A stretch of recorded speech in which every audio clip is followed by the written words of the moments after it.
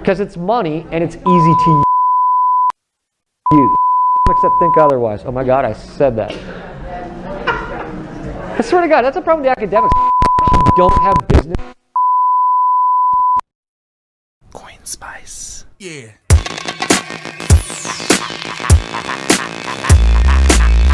Let's go, y'all. What's talking about? Hey, y'all, what's talking about? What's talking about? Y'all, you're getting stomped by the marching band. Keep them shook like spray cans. It's so hot it'll make your face tan. Ace band rap the place to wasteland. Bitch all in my mouth, but it tastes bland. I feel fake niggas amiss. These snake niggas a hiss, but won't bite. False alarm, and if it don't rock, while we finna drop. Yeah, and I think, well, first of all, virtual currencies, Bitcoin, I don't think they're going anywhere. I think they're here to stay.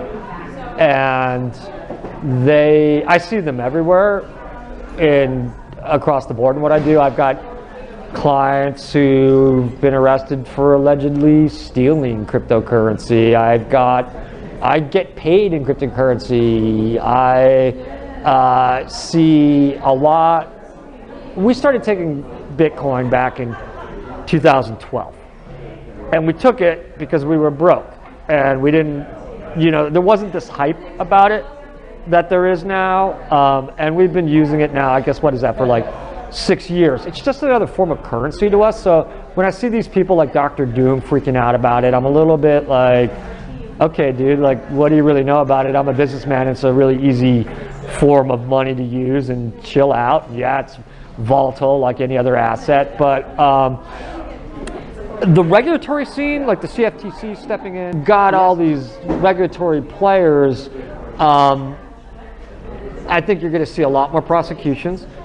I think they're freaked out by virtual currencies because it's really easy to move virtual currency around anonymously, and that's a threat to their control. And anything that's a threat to their control, well, they go after. I think there's a lot of misunderstanding about, and that's bringing on some heavy-handed regulations. Like you're hearing a lot now, like, oh my God, the terrorists are going to kill us with Bitcoin.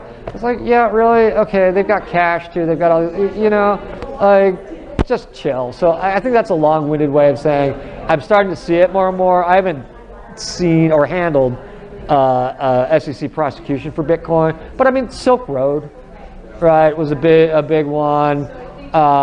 In California right now, they're cracking down hard on people who were they were SIM card porting. They were basically jacking people's mobile phone numbers and putting them on a SIM card that they had. And then they were targeting daughter's phone to her dad, saying, "Dad, send me a bunch of Bitcoin," or in more sophisticated ones, they'll go through and they'll just get your two-factor authentication because they've got your number. They'll go through your emails, get all your passwords and stuff like that. But I see Bitcoin everywhere. I see virtual currency everywhere. But for me, it's not exotic to me. And so I think the hysteria is just. I think a lot of it's fucking stupid, but like, what are you gonna do? People freak out about, I'm sure they freaked out about the printing press. I'm sure people freaked out about the car, like electricity, but like, get over it. It's here to stay. That's nice. You don't like it, but you're gonna die before it does. Weave was at Occupy. He ran into my wife at the time. He said he was looking for a lawyer. I was starting my law firm.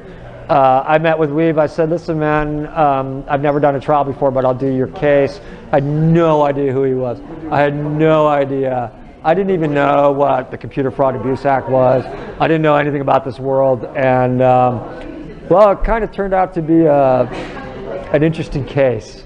That was a very interesting ride. And as a lot of you will know, we managed to get his conviction vacated at the Third Circuit Court of Appeals, and since then I get a lot of phone calls and I've learned a little bit more about the subject area, I like to think, but we do what we can.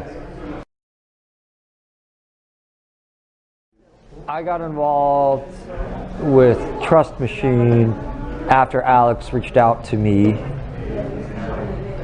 after I started representing Larry Love in the United States. No, nobody's really said anything to me about it yet. Of course, I think I look fabulous in it.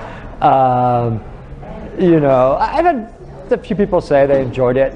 You know, I think it's a cool film. I like it. I think it's a really interesting and important subject area. And for me, my favorite part of it so far has been participating in the Q&A panels afterwards and meeting all the people involved with it and talking to them about the various things that they're doing.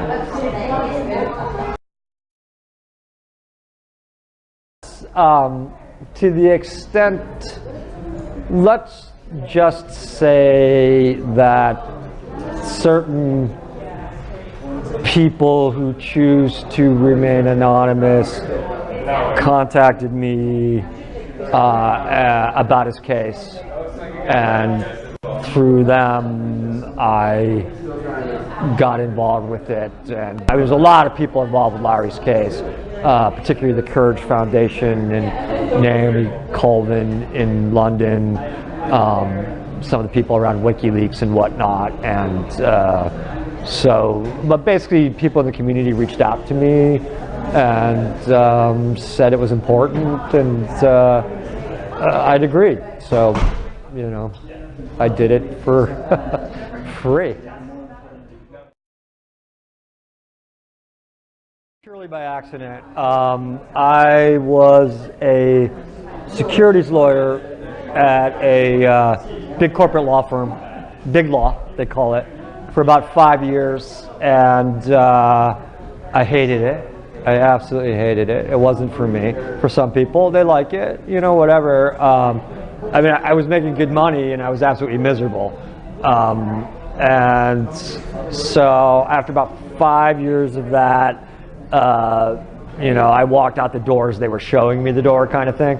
So I always wanted to do, why I went to law school, was I wanted to do trials, particularly criminal trials. And to make a long story short, he was holding up a delightful sign of the type that Weave would be holding up in New York, and my wife at the time struck up a conversation with him. He mentioned he was being prosecuted by the federal government for computer crimes, and that's the government knocking on the door right now.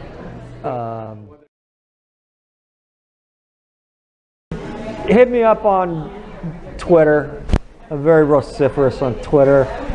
Don't obviously put any confidential information on there. I've got on our website, torekeland.com. Tricky, huh? There's a console. I always respond to my messages when I get them. So if you haven't heard from me, it means I didn't, or somebody in my office, it means I didn't get your message.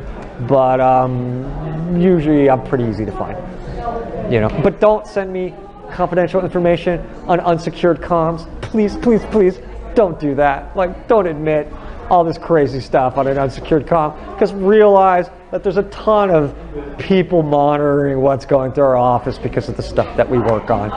And yeah, we encrypt everything, but you know, OPSEC, InfoSec, come on. Coin Spice.